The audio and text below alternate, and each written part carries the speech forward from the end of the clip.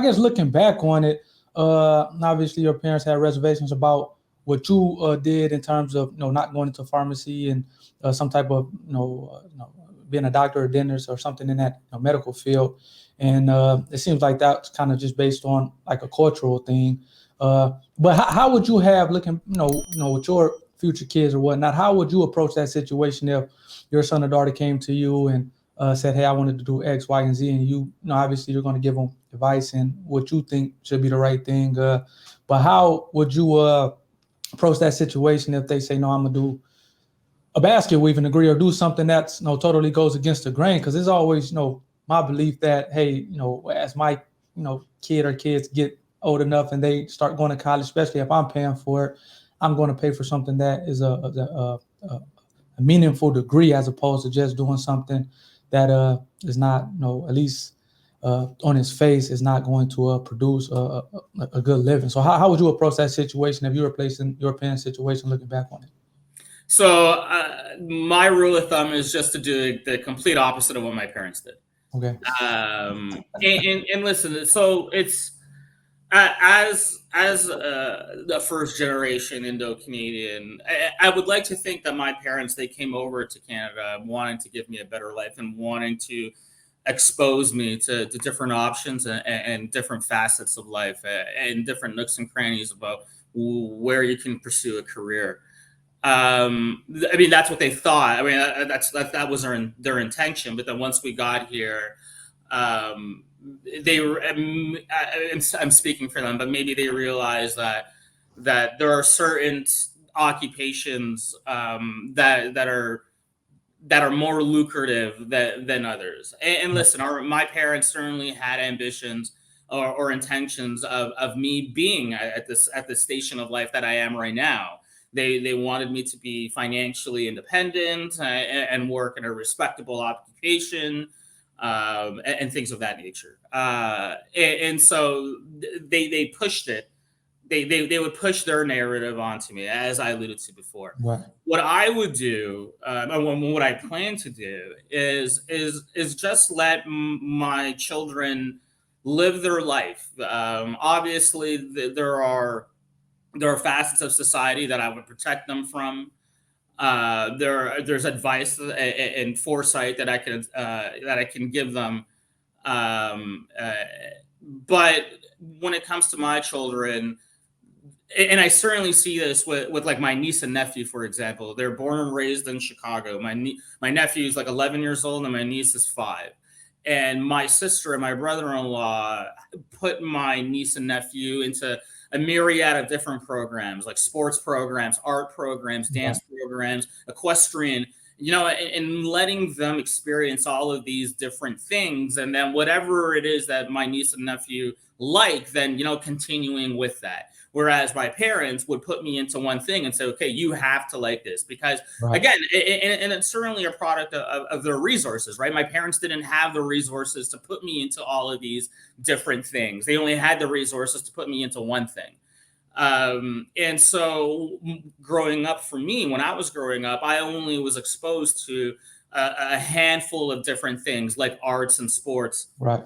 and certain science groups and whatever, what have you. Whereas now, kids that are a product of my generation, again, so my generation being a little bit more affluent than my parents, we have the ability to put our kids into different things and have them experience different things. Furthermore, like buying them different things. Like I bought my nephew a telescope. I bought him a microscope.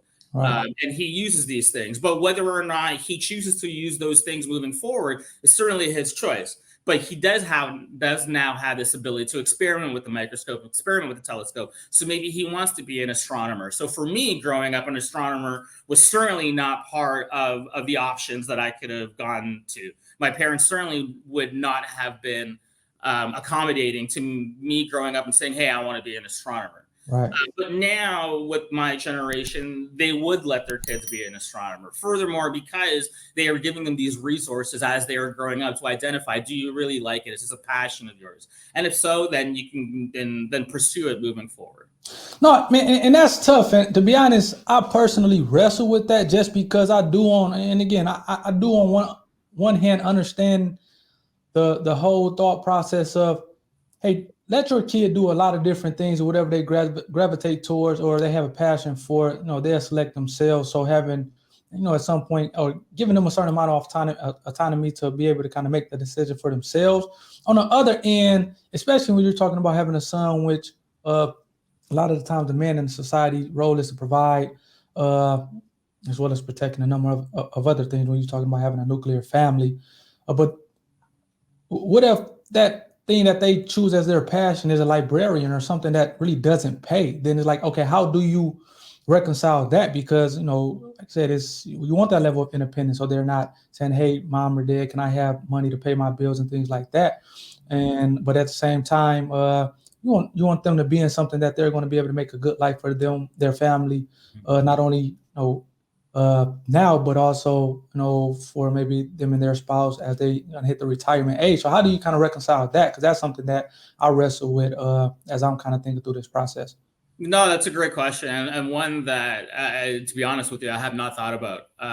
But off the bat, and we'll use your librarian example. If they wanted to be a librarian and do library studies, then I certainly would not stop them. If that's their passion and if that's what they want to do, then I would be completely 100% supportive of it.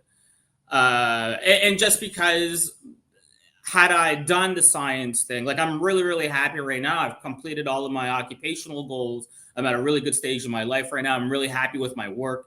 Right. It's not like you hear that cliche. If you don't like your work, then, or if you like your work, then you'll never live a day, or you'll never work a day in your life. Right.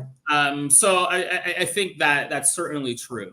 When I can certainly appreciate the fact that if you are a librarian, then you may not be able to make as much as, let's say, an attorney.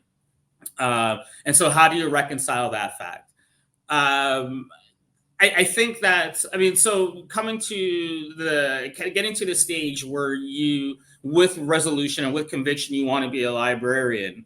I don't imagine that somebody wakes up, or like a 7-year-old wants to be a librarian. It's certainly something that maybe when they mature a little bit more, then they realize that they want to be a librarian. So from my standpoint, in order to reconcile the fact that they may not be making a lot of money, or as much money as, let's say, an attorney, that is when things like financial literacy as the child is growing up is really, really important.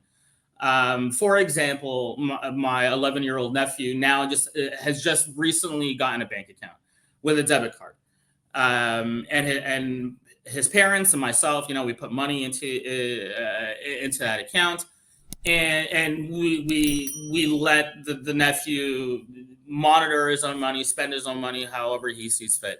So I think building that strong foundation of financial literacy is really, really important.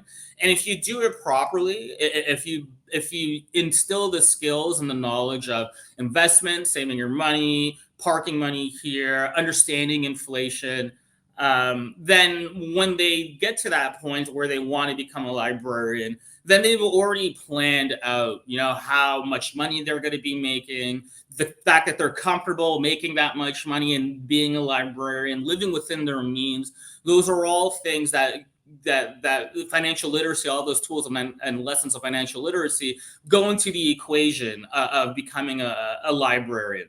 And Right. so building that solid financial base of financial literacy, it doesn't even matter if it's a librarian. You could be a civil worker, you can be a dental hygienist, you could be whatever it is. But if you have that strong knowledge foundation of financial literacy, then whatever it is that you want to do as your occupation moving forward, you will know how to operate within your means and how to extract as much benefit as you can from the money that you